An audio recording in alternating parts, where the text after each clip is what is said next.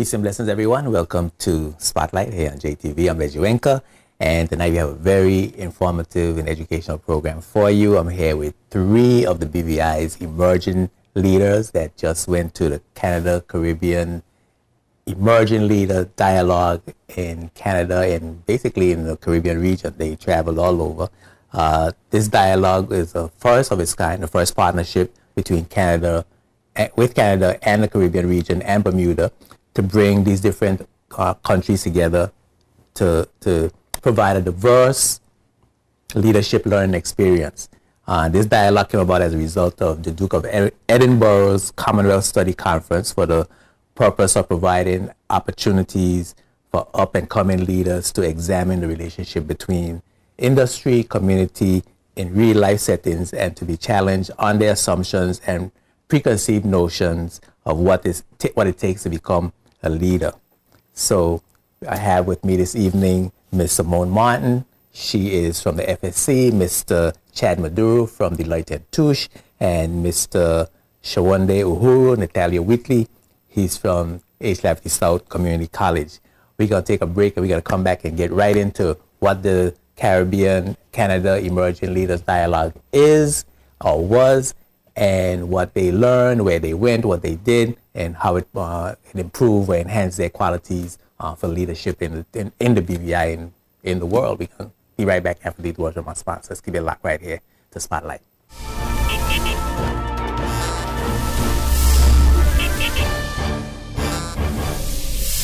This program is sponsored by the law firm of J.S. Archibald & Co. and by the trust company J.S. Archibald Trust Services Limited, both of Roadtown, Tortola, BVI. The iPhone 4 is now available at CCT stores. Paired with the BVI's #1 unlimited calling plan, CCT Freedom and CCT Zero. Enjoy unlimited voice, text, and mobile web with CCT Freedom, the perfect plan to complement your iPhone 4. Share a smile, FaceTime style, or enjoy unlimited possibilities with access to thousands of apps. The iPhone 4, now available at CCT, bringing you the best selection on handsets and unlimited plans in the BVI. CCT, keeping you connected anytime, anywhere.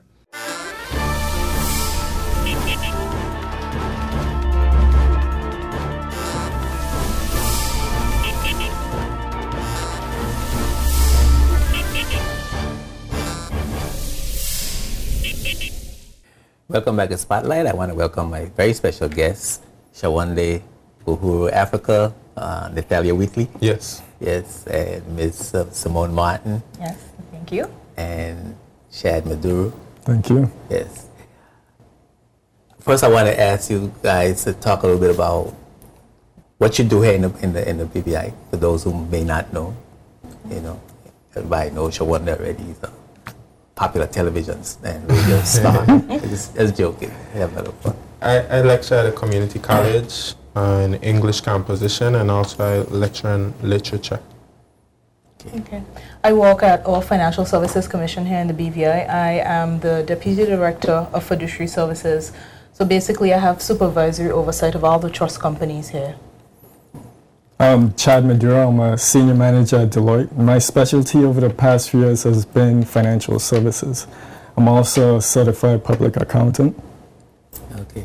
And you guys were chosen to attend the Canada Caribbean Emerging Leaders Dialogue. How was that choice made? Well, for me personally, I heard about the dialogue through Shana Smith. I believe she was working closely with Joyce Moraine and Scotiabank. Scotiabank for the entire conference was a major sponsor. And so, at different locations where Scotia is located, they helped to get the conference going, to get the invitations out there. So that was the case here. And I heard about it from Shana, and all I had to do was apply. And thankfully, I was chosen as a participant. Actually, Natalia is a little light in the application process. I was nominated, so it came through the mail at work. It came to me through the commission, and it was actually a 3-part application process. And so even if you were nominated, it didn't necessarily mean that you went on to attend the conference. So a number of persons were nominated, but after you went through that multiple stages. You had to provide some background of yourself, past leadership activities, what do you do, and they had a very stringent criteria, it seemed. So that was definitely, and I was thankful to be nominated as well, but it was a stringent application process. Yeah, similar to Simone, I was actually nominated locally and had to go through a stringent process and all these evaluations, but at the end of the day, it was just a great experience. Well, where did the nominations came from? I think the committee. I think all of us were nominated. The committee, same committee with Joyce. They just looked into the community and said, well, we can choose. They had some people that they were looking for. Basically, they were looking for people who were either within government, private institutions, community institutions or community organizations. Also, labor was a focus. And they were looking for people who displayed certain qualities, as the name suggests, emerging leaders, not people who are quite at the top of their professions just yet, but basically had the qualities basically to get there. You seem though like you had to compete. When you talk about a stringent application process, was anyone else nominated that they take into account, or it was just you, and when you give your information, then they say, well, okay, that's fine? Well, by all means, it was, I understood when I got to Ottawa, the first location where the entire body met up, from one of the co-chairs of the group, of the larger group, that there were approximately 15 persons that were nominated from within the BVI, and so we were the successful applicants. So yes, in a sense it was a competition. It wasn't foregone that you would be the person once you received one of the letters from CCELD. So there's a CCELD chapter here, or a group of persons here that look into that selection process? Yes, from what we understand, it was just a three-person committee made up of Shina Smith, Joyce Marine, and Helene Lewis. Okay. That essentially, I guess, looked into the community and selected a few persons. So, and it was held in Canada. Yes. What part of Canada was it? A particular part or series of areas? How did it work? Well, everybody converged in Ottawa, which is the capital of Canada, in Quebec. And then from there we spread off to different Canadian cities and then to different Caribbean countries. And then the whole thing finished in Barbados. Okay, so it was a multinational. Absolutely. It was. Learning experience. It was approximately 21 countries represented, and just to give you a ratio, they sought 80 persons, approximately 80 persons from Caribbean countries and 40 from different Canadian provinces, so that you had a mix within each of the groups, and then we were separated into 10 groups. So we were numbered groups 1 through 10, and each group went to a different location in Canada and a different Caribbean country, and then, as Natalia said, we reconvened in Barbados for the closing. In Ottawa, we spent about 2.5 days in presentations, meeting your groups. We had some team building sessions before we moved out, and I think the first group actually left us on the Sunday because they had the longest trek to make over to the west coast of Canada, so they had a whole day of traveling to get there. So y'all weren't together, y'all got split up in separate groups? Immediately. Correct. Yeah. So you met people from various Caribbean countries and various Canadian provinces? Okay. We're going to take some photos. We're going to look at some photos. You brought some photos with you, and we're going to look at some photos and talk about, describe the photos and say what they meant to you. Before that, though, tell us what was the goal of the Emerging Leadership Leaders Dialogue? What were you supposed to learn something? What was your favorite topic? Go ahead.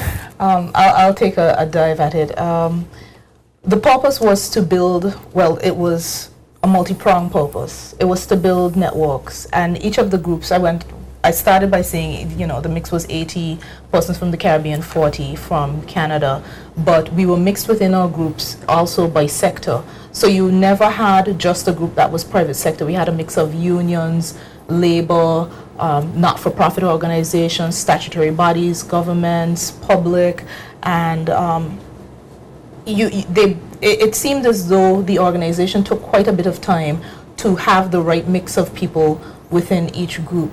So you build on the network, and one of the things that we found immediately, and I think Natalia and Chad can speak to this, is that once you got together in a group, you immediately were challenged by a different perspective of seeing some of the leadership issues that counterparts that you might not normally encounter in your line of work would face.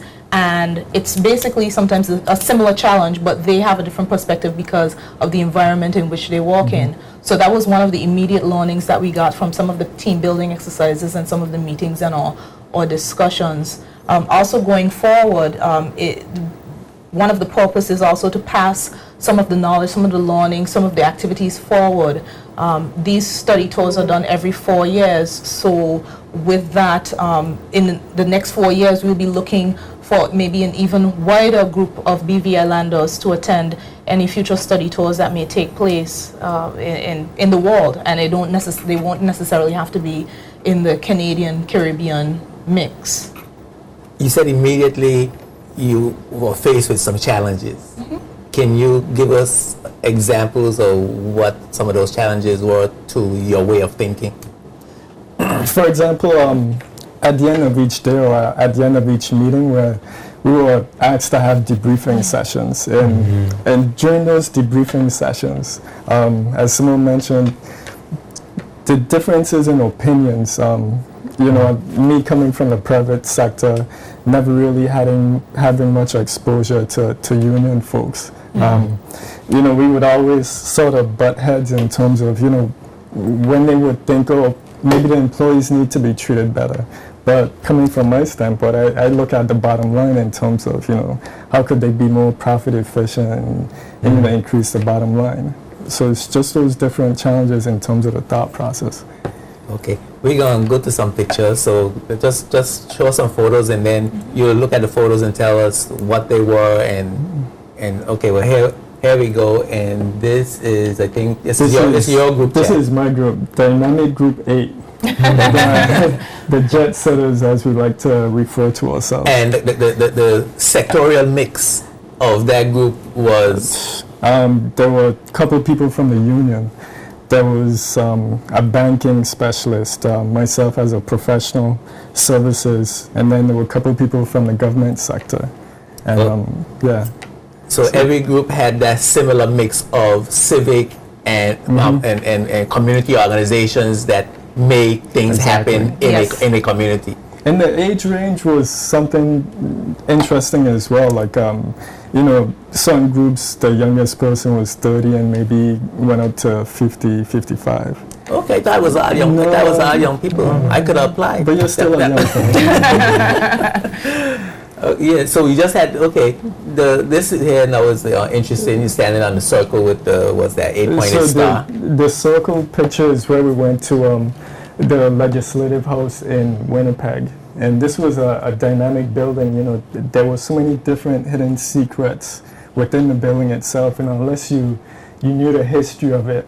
And we all took turns standing in the center, and once you spoke from in the center, you felt so empowered, just the way the building was designed. You know, you would literally feel uplifted because there was this echo, this echo energy from throughout the building. And if we go back to the pictures, and then the bottom left is when we were taking a swamp tour in Trinidad. They wanted to expose us to Trinidad's tourism product, gave us a sense of, you know, how they could develop it further, or some of the challenges that they're currently facing. And what were some of the discussions around the Trinidad tourism, development of the Trinidad tourism product that you had to engage in? So Trinidad is somewhat unique from most of the other Caribbean islands in that they don't necessarily have a tourism product. They've been so heavily involved in oil and gas. So now they're trying to figure out, okay, how do we develop a second pillar? Should it be tourism? Should it be agriculture? And we had the opportunity to meet with, very important people in the tourism industry, maybe, like the Hilton Hotel, meet with the CEO of the Hilton, and then we met with a small hotel to get, their different perspectives on how they're struggling with the tourism product and the kind of support they're getting from their government. So the private sector was working with the government to develop that particular sector? Trying to. Okay. And did you get a sense of the direction that they were going and how that impacted, what could you use from that to apply to us here? They were trying, but depending on who you spoke to, it would seem as if there needed to be more of a long-term plan, which I think we would also need somewhat of a long-term plan in terms of where exactly we would like our tourism product to be in the next 5 years, 10 years, just keep on looking into the future. So it's goal-oriented. We could go to some more pictures. Let's see what else we have there. If we could get some with, this is my group picture again with Princess Anne. Princess Anne was actually the president of the whole event. So we all had an opportunity to dialogue with Princess Anne. What sort of things was she talking about? Similar things in terms of, what were our challenges, what did we take away from the whole event? How were we able to bond with each other? What would our plans be in the future? Okay. Let's take another picture and see. Yeah, that's my group. That's okay. That's group 10. We had people from a number of different places, different areas of Canada.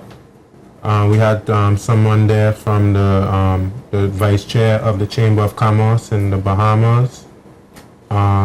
Someone there from, couple people there from Barbados. One is a writer for the Nation's newspaper. We have someone there from Trinidad who works in financial services. We have another guy from Barbados who works with the union. And we have one guy there that works for Social Security in Grenada. And somebody who works for the revenue office, government revenue in St. Kitts, and somebody else there that works for a private organization that does all of the directories for the Caribbean. And we had a different range of ages as well.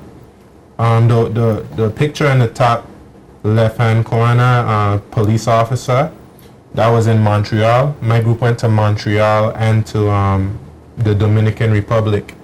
And in Montreal, we met with the police department in an area called Montreal North that has a lot of immigration. Canada right now attracts a lot of immigrants. And there's one community that has particularly a lot of immigrants, but they have a few social problems, unemployment, people dropping out of school and stuff. And they had a few problems with youth and the police, where at one point a young person got into a conflict with a police officer, and the police officer shot the young person. And so, that became a kind of uproar in Canada, because Canada isn't used to a lot of violence. And so they put some programs in place to be able to engage young people and to have a better relationship with the police. So that was your exposure to law enforcement? Was that what that was? And what was that designed to teach you? Yeah, I think they definitely wanted to show some of the problems they were having in Canada. And one of the problems they were having was in terms of engaging at-risk youth. And, we didn't just meet with the police department. We went to a local YMCA, another effort to engage at-risk youth. They have all of these different programs. And actually, what were some of the programs? Could you give us a skeleton? The YMCA. If you're familiar with YMCA, they would have sports programs. And that's a young men's Christian association. Yes, absolutely. So they gave us the whole history of the YMCA. They've been in Canada for quite a long time, but it has to be close to 100 years or something like that. And what were they doing particularly in regards to at-risk youth? Oh, they had programs in school, and this is one program I thought was particularly useful. if someone gets thrown out of school, they actually would have a alternative suspension program. Instead of you going home and doing whatever you're doing for the time when you're suspended, they will work with you in terms of your school work, and they'll engage you in activities so that when you go back into the school system, you perform better. That's just one example. Were you moving into their complex, or Absolutely. You were moving into the YMCA? Yeah, and then they would work with you through the duration of the time that you were suspended, and they saw some good results. They had language classes for people who didn't have the language. Did they have to have legislation to make those decisions and to sort of they just had to have confine the young people to the YMCA? To my knowledge, they didn't need any legislation. They just needed an agreement with the schools. Establish a relationship with the schools parents. And the parents, and made a proposal to them that we have this alternative suspension program, and they've been seeing positive results. Okay, we're going to take a break for a word from our sponsors. We're going to come back with some more of you, Shawande, and of course you, Simone, and our 3 BVI emerging leaders. Keep it locked right there. We'll be right back. Spotlight is brought to you by CCT Global Communication, DataPro, Orion Law, Clarence Thomas Limited, Virgin Island Motors, and Bolos Wholesale Cash and Carry.